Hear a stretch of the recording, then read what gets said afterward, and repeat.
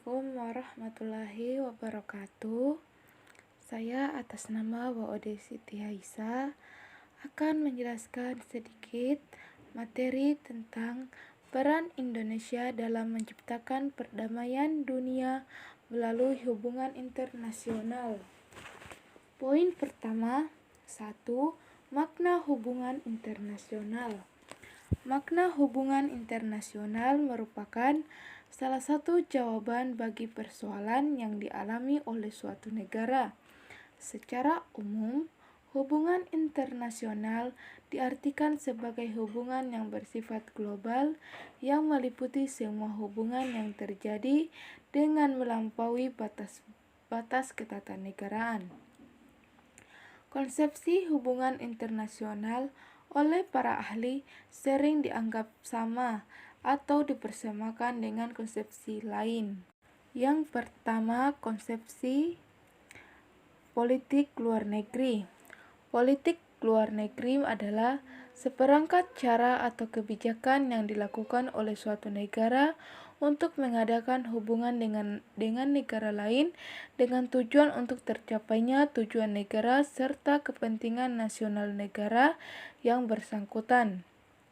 Kedua, hubungan luar negeri adalah keseluruhan hubungan yang dijalankan oleh suatu negara dengan semua pihak yang tidak tunduk pada kedaulatannya. Ketiga, politik internasional adalah politik antar negara yang mencakup kepentingan dan tindakan beberapa atau semua negara serta proses interaksi antar negara maupun antar negara dengan organisasi internasional.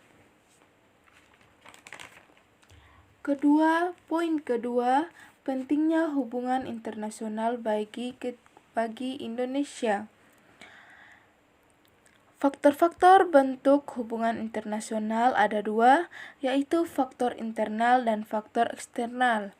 Faktor internal yaitu adanya kekhawatiran terancangnya kelangsungan hidup kesananya, baik melalui kudeta maupun intervensi dari negara lain.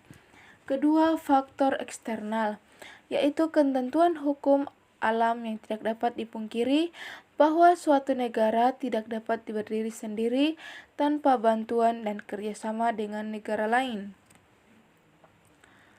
Bagi bangsa Indonesia, hubungan internasional diarahkan untuk hal-hal berikut ini, yaitu pembentukan satu negara, Republik Indonesia yang berbentuk negara kesatuan dan negara kebangsaan yang demokratis.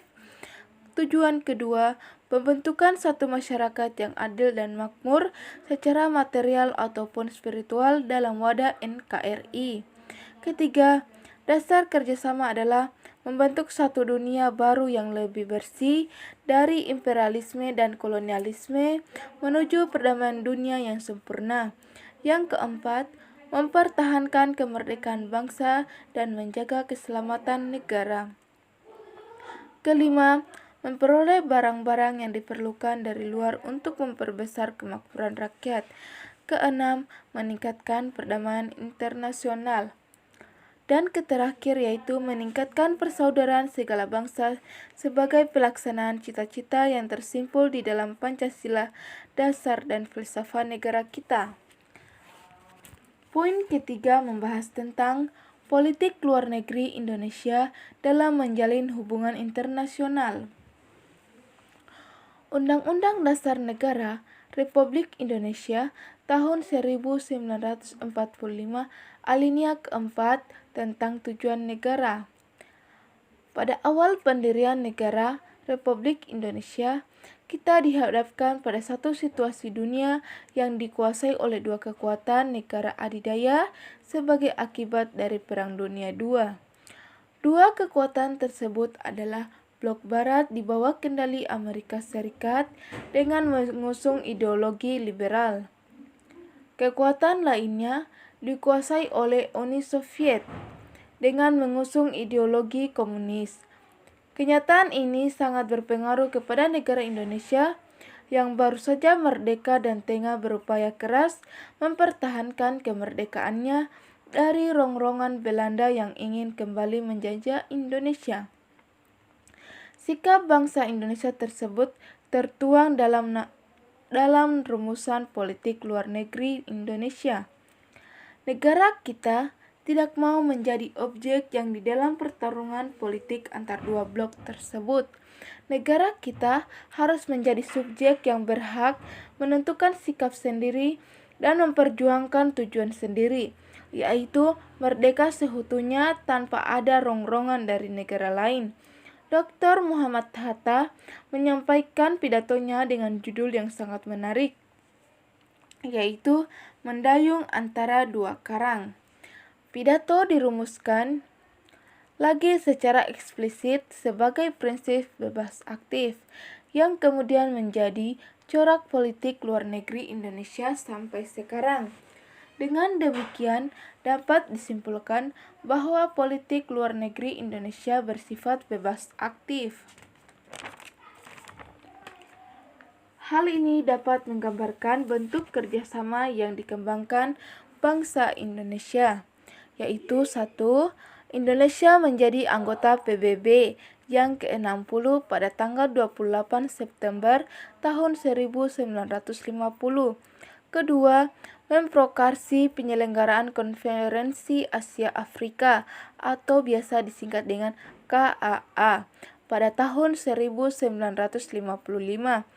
Ketiga, keaktifan Indonesia sebagai salah satu pendiri gerakan non-blok atau disingkat GNB pada tahun 1961.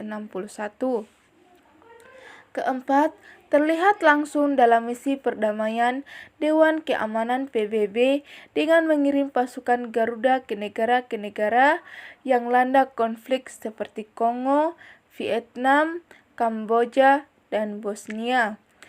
Kelima, Indonesia menjadi salah satu pendiri ASEAN, yaitu organisasi negara-negara di kawasan Asia Tenggara, bahkan Sekretariat Jenderal ASEAN berada di Jakarta. Keenam, ikut serta dalam setiap pesta olahraga internasional mulai dari Asia Games, Asian Games, dan Olimpiade. Ketujuh, Indonesia aktif juga dalam beberapa organisasi internasional lainnya, misalnya Organisasi Konferensi Islam atau OKI, Organisasi Negara-Negara Pengekspor Minyak atau OPEC, dan Kerjasama Ekonomi Asia Pasifik atau APEC. Terakhir, yaitu menyelenggarakan hubungan diplomatik dengan berbagai negara yang ditandai dengan pertukaran perwakilan diplomatik dengan negara yang bersangkutan. Demikianlah materi dari saya. Bila ada kekurangan, mohon dimaafkan. Hanya itulah yang saya bisa bahas tentang peran Indonesia dalam menciptakan perdamaian dunia melalui hubungan internasional. Sekian dan terima kasih. Wassalamualaikum warahmatullahi wabarakatuh.